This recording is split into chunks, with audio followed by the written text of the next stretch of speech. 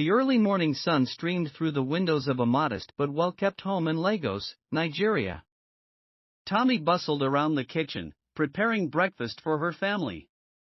Her husband, Ade, was upstairs getting ready for work, and their 5-year-old daughter, Tiwa, sat at the dining table, humming softly as she drew pictures with her crayons. Tommy glanced at her daughter with a smile. "Tiwa, finish your breakfast. Your daddy and I have to leave soon," she said, placing a bowl of oatmeal in front of her. Tiwa pouted slightly but began eating. She was used to her parents' busy schedules. Tommy was a lawyer at a thriving firm, and Ade worked long hours at a telecommunications company. They loved Tiwa dearly, but their demanding careers often left them scrambling to find someone to watch over her. "Maybe we should slow down a bit," Tommy had said to Ade more than once. But they both knew the truth: their work was necessary to provide Tiwa with the life they had always dreamed of. That morning, as Ade finished his coffee, Tommy's phone buzzed. It was Ade's uncle, Femi. "Ah, Uncle Femi," Tommy exclaimed, putting the phone on speaker. "How are you?"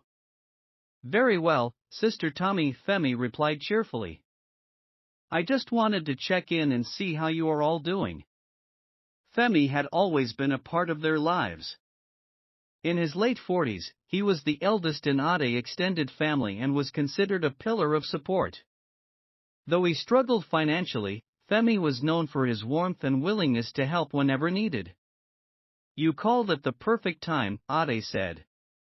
"We were just about to ask if you could babysit Tiwa today. Tommy and I both have long days ahead." "Of course. Anything for my brother family," Femi replied. "Al will be there soon." By the time Femi arrived, Tommy and Ade were rushing to get out the door.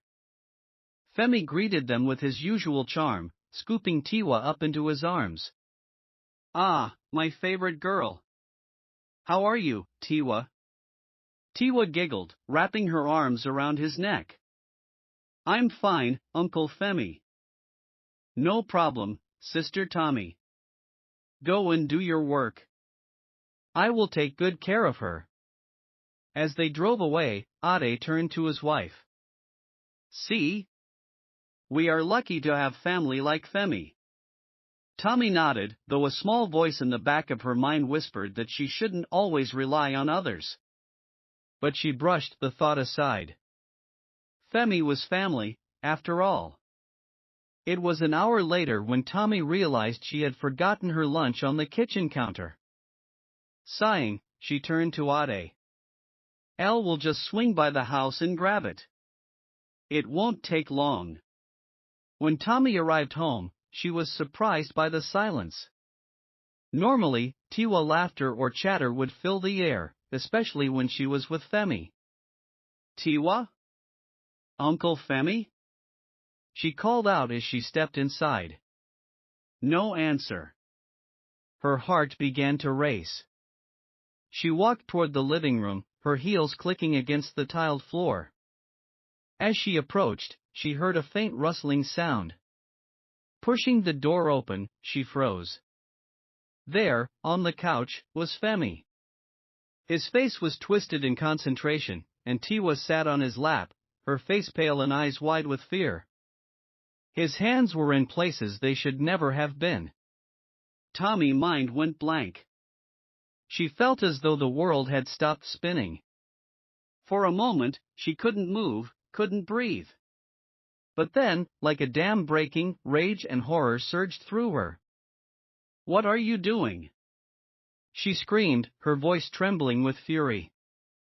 Femi jumped up, startled. "Tommy, I can explain." "Explain what?" she shouted, grabbing Tiwa and pulling her close. The little girl clung to her mother, sobbing uncontrollably. Tommy's hands shook as she dialed the police. "You are a monster. You are going to pay for this." The police arrived quickly, taking Femi into custody. As they led him away, he avoided Tommy's furious gaze. Ade, who had rushed home after receiving Tommy's frantic call, stood in stunned silence. He couldn't believe that his own uncle, a man he had looked up to, could betray their trust so cruelly. "I should have known," Ade said, his voice breaking. "I should never have left her with him." Tommy placed a hand on his shoulder, though her own grief and guilt threatened to overwhelm her. "This isn't your fault, Ade.